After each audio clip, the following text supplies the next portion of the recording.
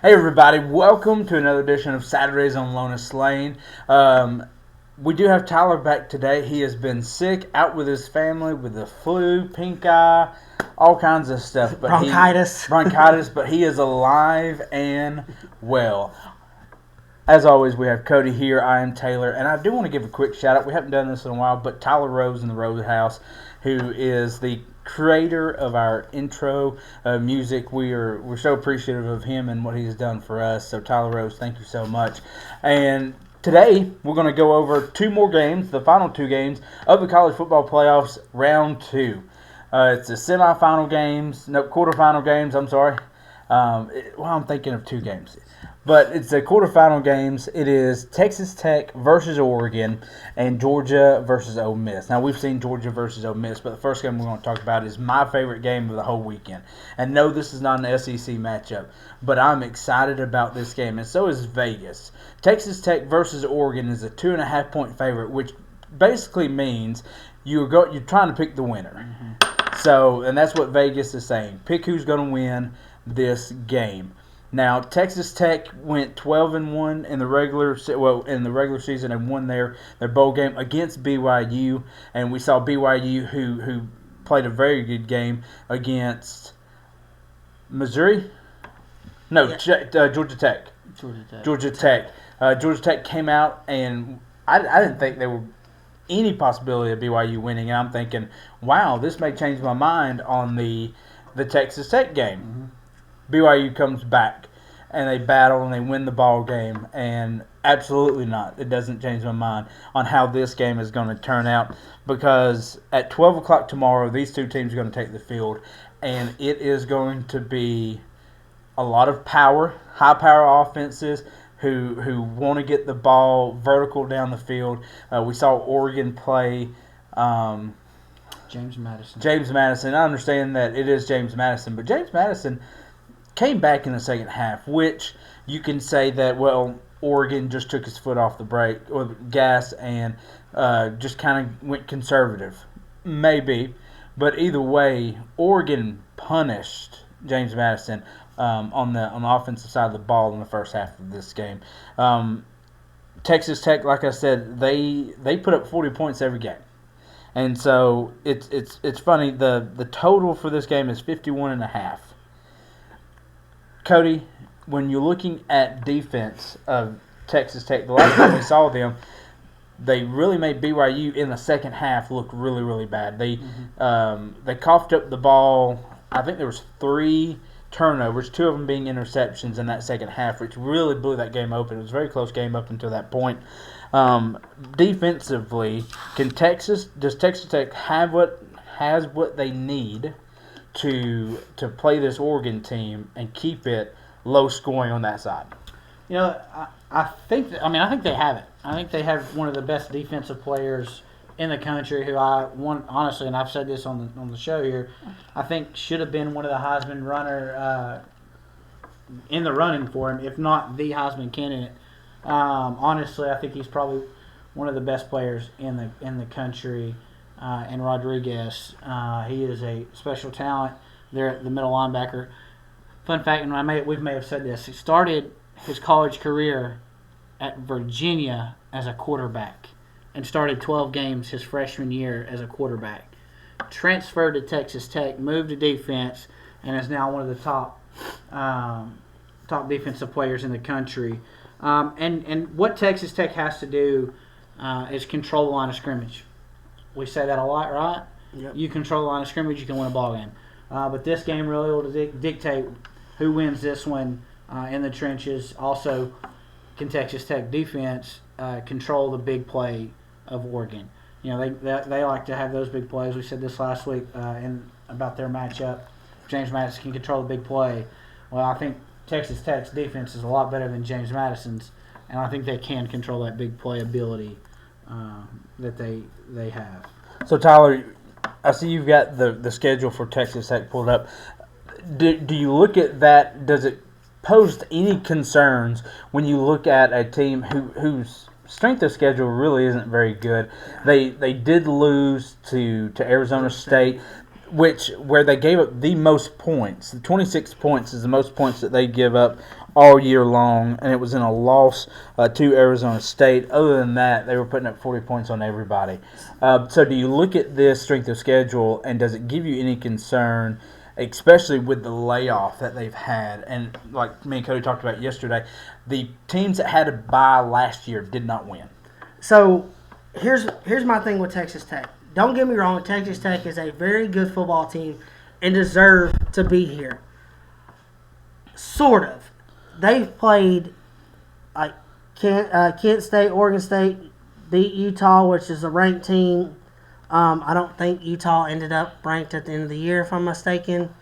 They beat Houston good, Kansas, Arizona State, like you said, they got beat. Oklahoma State didn't have a coach at that time, was already fired.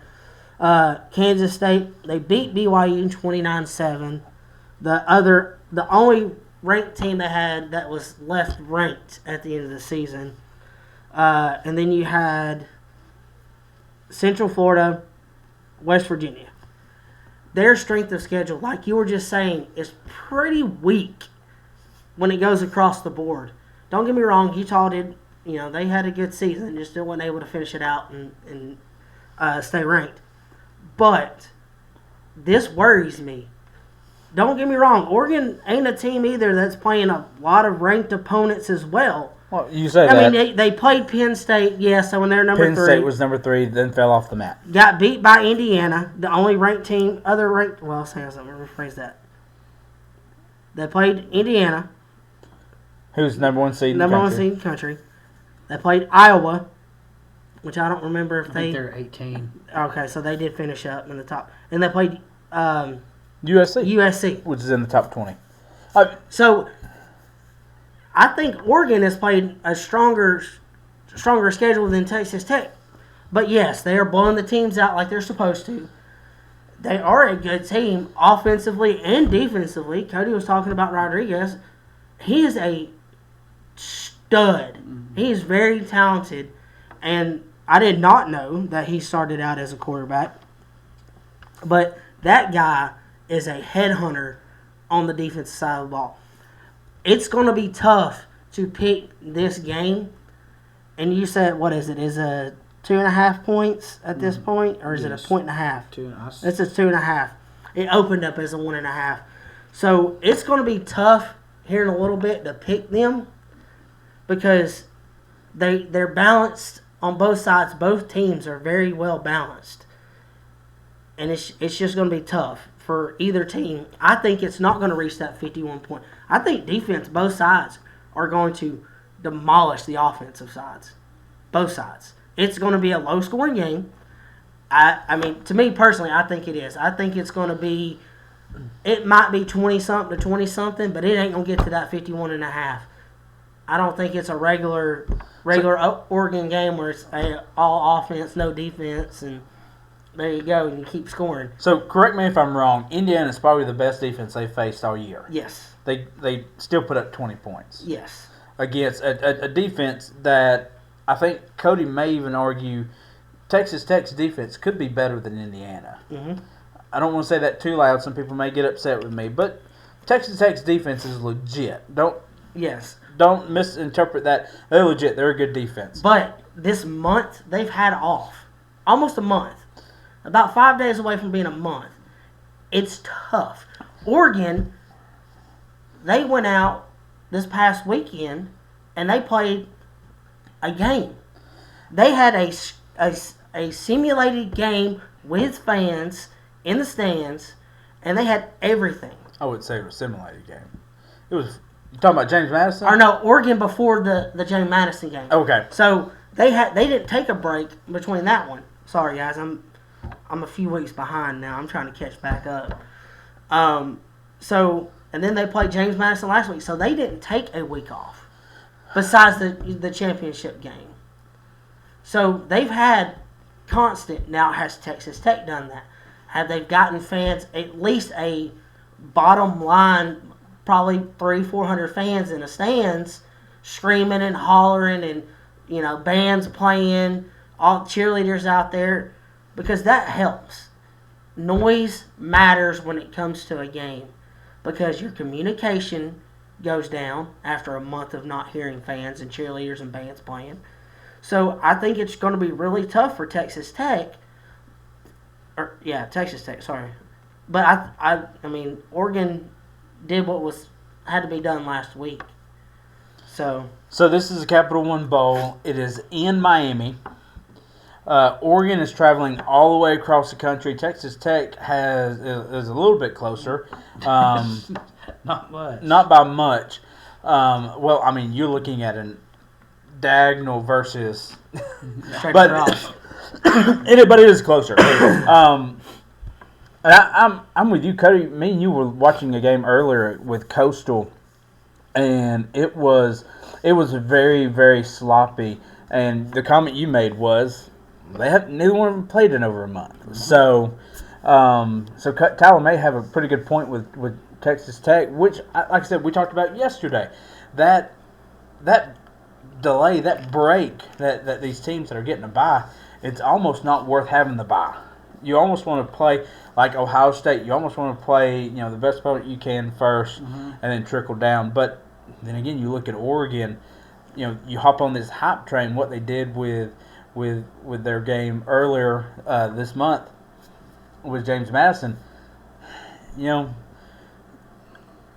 Yes, it was a game, but the competition is just not going to be what you're going to see with Texas Tech. So let's go ahead and pick this game real quick. Like I said, it is in Miami.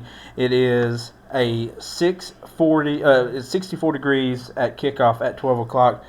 Tyler, who do you think is going to win this game? 2.5-point favorite. Like I said, this is going to be tough. And no 2.5-point favorite does not matter to me. But give me Oregon due to the momentum that they are currently in. Give me Oregon. Because Texas Tech has had that on break. And that's going to hurt. It's going to hurt a team that's never had to do it before. It's going to hurt a team for their first time in a college playoff. So, give me Oregon. Cody's over there smiling like, yep, I'm going to catch a game. These don't matter because they're not SEC. So, Cody, these are the matchup predictor has Texas Tech 51.6% chance of winning. With Oregon, it's 48.4%. Very tight, very close. Who you picking and why? Red Raiders. Red Raiders. Do you know who used to be the coach of the Red Raiders? Old friend, Mike Leach. Old friend, Mike Crabtree. Before he put baby in a closet. Yeah. If you think somebody's got a concussion, to put somebody in a janitor's closet or a boiler room in the dark apparently can get you fired. It's frowned upon. It is frowned upon. It's like, never mind. Rest in peace, Mike. We love you, buddy. Hey, this game right here, I think the layoff is going to hurt. If it's going to hurt anybody, it's going to hurt a team that's never been there before. Oregon made it last year. They got beat. They had that week off, that bye week. They're hungry. They want to be there. They want to show they want to be there. They got one of the best coaches in the country in Dan Lanning. Mm-hmm. I'm going to go with Oregon. I think it's going to be a very close game. I don't agree with Tyler. I think offensively, you're not going to slow these teams down too much, even as good as the defense that Texas Tech has. Oregon, on the other hand, does not have the best defense. So that is something to watch out for. That's where if Texas Tech has an opportunity to win this game, it's going to be because Oregon's defense isn't as elite as Texas Tech. So we have that done. Let's knock that out of the way. Let's go to the SEC, where we have an SEC matchup in the playoffs. I love it. We had one last week. Two last week. No, you had one. That's right. You only had one, but you have another one. But we've seen this game. It is Ole Miss versus Georgia. Now the question is, what is Ole Miss playing for? Are they hungry? Are they more of a dangerous team this time around because they want to prove a point that it's not Lane Kiffin? It has nothing to do with them. Remember, they wore the color combination that Lane Kiffin hated just as a little last punch go away. I don't know what they're wearing tonight, not tonight, but Thursday night. But they are they have something to prove, and they want to prove that it's not Lane Kiffin that made this team, but the players that are on the field, the talent that they have. Now, Lane Kiffin's the one who got the talent there, but they are wanting to prove something, and they've got to go through Georgia to prove it. Now, if you go back and you look at this game, it was a very tight game. It was almost a what you would see in a Rocky movie where they're just swapping blows, touchdown after touchdown after touchdown. Cody, do you see this game going similar to that? Now, Ole Miss defense is atrocious. We know that. Georgia's offense exposed it very well. Ole Miss offense, though, is very good, and it took a couple of stops late in the game for Georgia to win that game. How do you see this game going? I think Ole Miss is going to make some adjustments because Georgia kind of figured them out in the second half. Offensively. Yes, Georgia's defense versus Ole Miss offense. Yes. So I do think that Ole Miss is going to make some adjustments and what they do. I know Lacey was kind of questionable going into the game. Going into the game, he was. That's what he's listed as. Not real sure what it was. I think it was ankle, lower body ankle injury that happened late in the game against Tulane. But he is going, as far as we know. I think there will be some adjustments. No, I don't think it'll be a blow for blow. I think this will be probably a lower scoring game. Georgia's great offensively, but I think it's one of those games that everything just about hit for Georgia, and you can't consistently do that. And I think Ole Miss will make some adjustments there as well. And I think this will be a close game. Vegas doesn't agree with you. They have this game going 55.5 points combined with Georgia at 6.5 point favorites, but that doesn't mean anything. But they kind of expect to see what we saw round 2. Mm-hmm. Tyler, when we're looking at this game, Gunnar Stockton versus Trinidad Chambliss.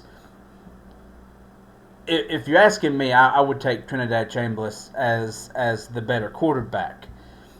But for a Georgia team, you don't have to be a quarterback that just can beat anybody. You just have to be that quarterback to distribute the ball and obviously run a little bit, which he's able to do. Who has more on the shoulders for this game? Who has more to prove? Not prove. Ole Miss. Ole Miss, to prove would be Ole Miss because, one, you're coming into the playoffs with a brand new coach. He's been there, yes, throughout the season. He's been there for the players and all that. But you're coming in to prove a point that it wasn't just Lane Kiffin. Well, like, it's the talent of the players. You do have your offensive coordinator still there. So you have your offensive and defensive coordinator. The only thing that changes is the head coach's name. That's it. So, yes, Ole Miss definitely has more to prove in this game than Georgia does because of that. Because you're getting a new your defense coordinator is now your head coach. Georgia's had, the same throughout the past 7 seasons now. I think my question, better said, would have been which quarterback has more on his shoulders to produce? Because, like I said, Trinidad Chambliss and the Ole Miss offense is going to score. They're going to put up the points. We saw that with Tulane.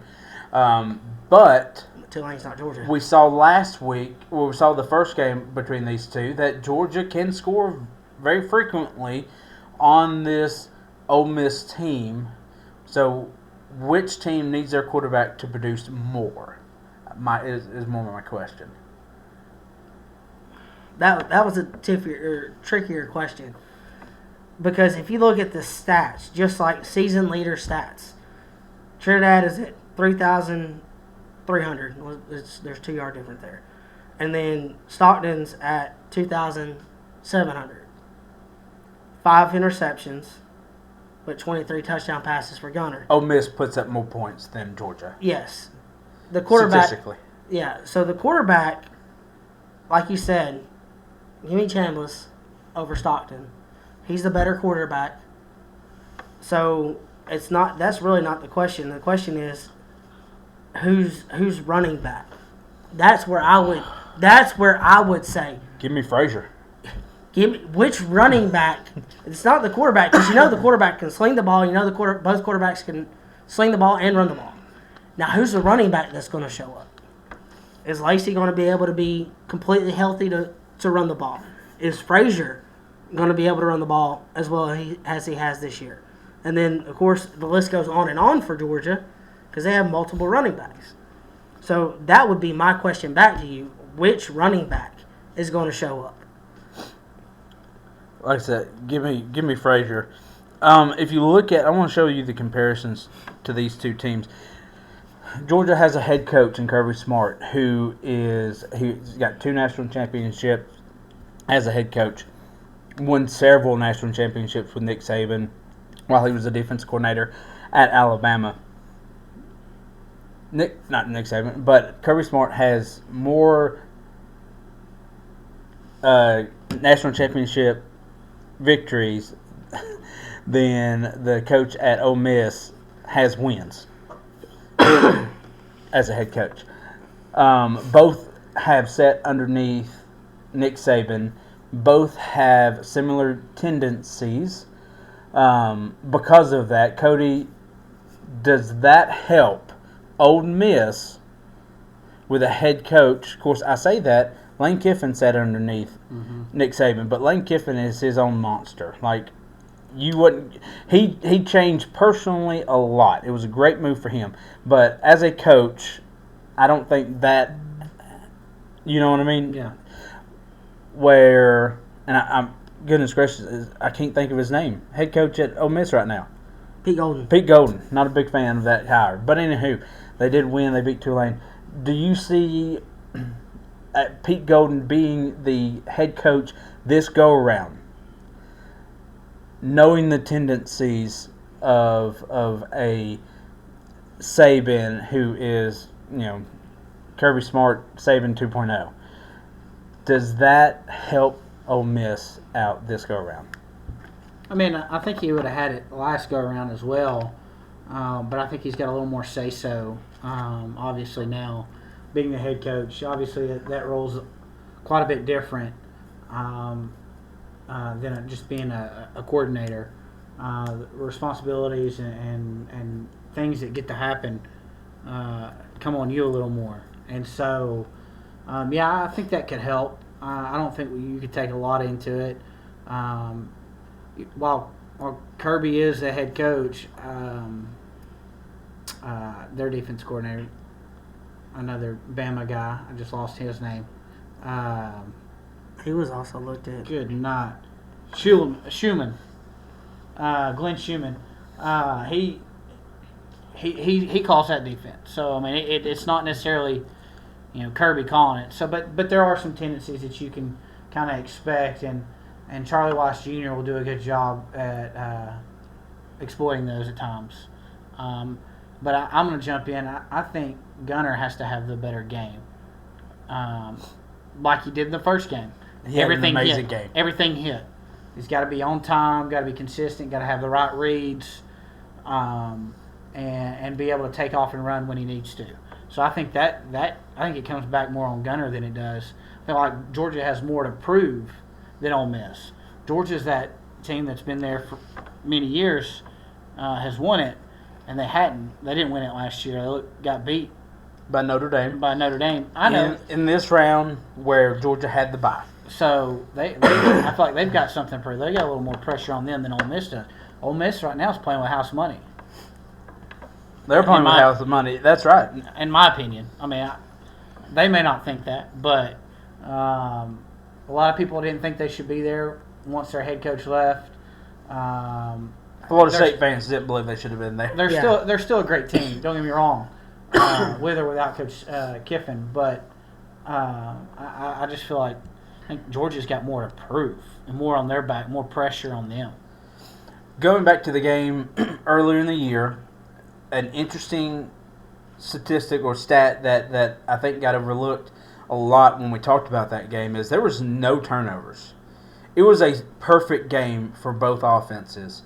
So I think I guess my question would be, does a turnover become a factor in this game? Because you don't see either one of these teams coughing the ball up much this year at all.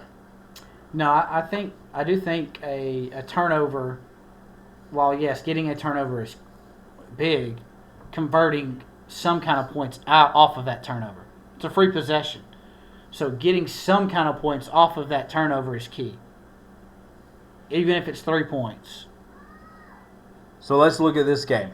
Let's pick who we think is going to win. And I do think it's interesting. Does you take Georgia, who's had the week that bye week off, but it's Kirby Smart. I know he didn't do a very good job last year, but you've got to think that he has been coaching these kids to remind them, look, I don't care that you're the better team. I don't care that you beat them. This is still a ball game, and it's a must-win ball game. We were here last year, the same spot, and we got beat. So, is there that hangover effect, or does Kirby Smart have them ready to go? Who do we think is going to win this game? We're going to go with Cody first. I'm going to go with Georgia. I do think they're just the better team. I think they're the better defense. They're going to get the stops, especially on third down when needed. I feel like they're not going to allow what happened to them last year happen this year. I'm sure they've learned. Kirby has learned. Glenn Schumann's learned. They've all learned what they have to do in this off time. And not to mention that it's a team that they're familiar with, a team that they've played the last 2 years. So that also helps. So I'm going to go with Georgia. I'm going to go with Georgia as well.